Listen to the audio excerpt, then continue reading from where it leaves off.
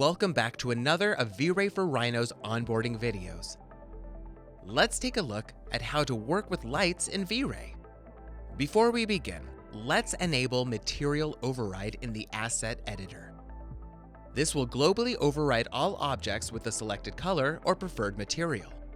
Then, start V-Ray Vision. Vision is a render viewer inside of V-Ray that lets you explore your scene in real time. Let's explore the first way to control the lighting in your scene. Open the Lights tab in the Asset Editor, expand the right flyout menu, and enable Custom Orientation. From here, you can easily change the sun position vertically and horizontally.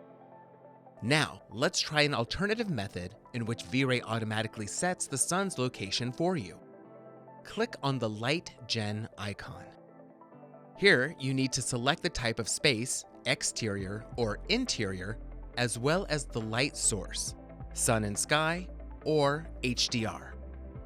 Then, you need to specify the number of variations that V-Ray will calculate based on the vertical and horizontal position of the sky. Click Generate and let V-Ray work its magic. As you can see, V-Ray produced various light scenarios represented by thumbnails. Just click on the one you like and the sun position will automatically be applied, along with the right settings for exposure and white balance.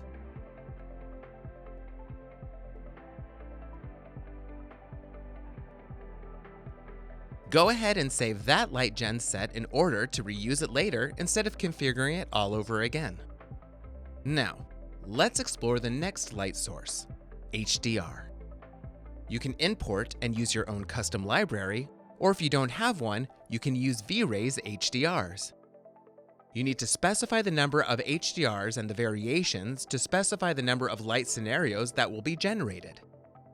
To do that, you need to stop Vision and click on Generate. This time though, try to use pre-configured and saved light scenarios. Click on the Load button and choose the light set file. Let's apply some lighting scenarios to the scene. Basically, HDRI stands for High Dynamic Range Image, a high-quality 360-degree panoramic image that was taken in real life. That real-life image wraps around the entire scene, and the light will come from that specific image. The third way to create environment lighting is by using HDRIs from the Chaos Cosmos library.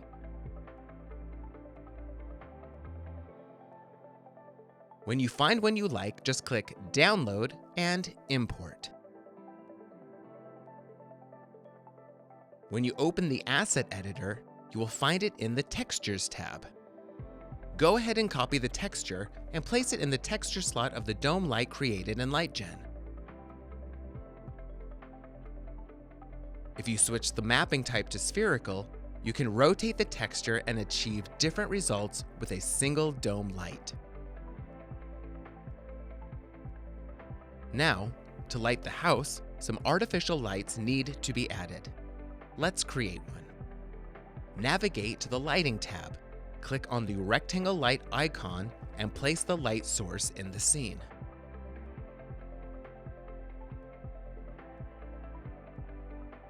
Open the Asset Editor, and you will find out that the light is listed under the Lights tab.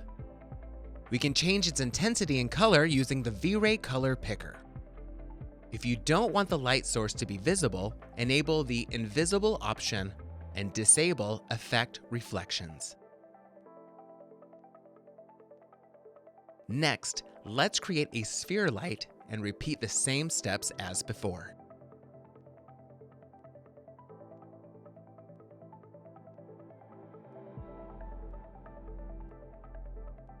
You can easily copy the color from the previous light or drag and drop it into another swatch.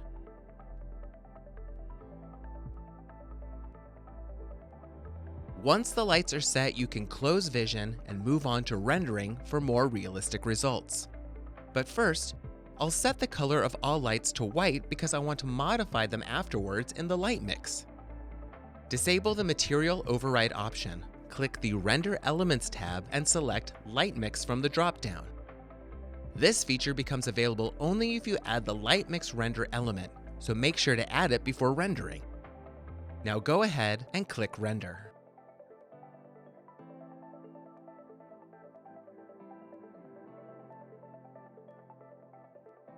If you expand the right flyout menu, you will see that the lights you created are all listed.